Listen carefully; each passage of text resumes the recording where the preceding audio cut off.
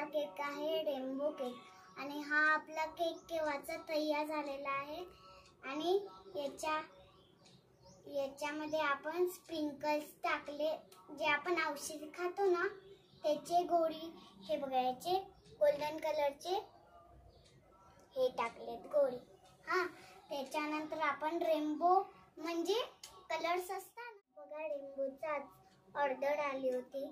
तर ऑर्डर वाल्याने सांगितलं की मला एक छान केक बनवून द्या रेनबोचा, आणि तो एकदम खूप छान आणि मीने जसा पाठवला होता मला तसाच पाहिजे।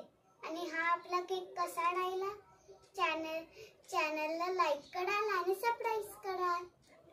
Thank you.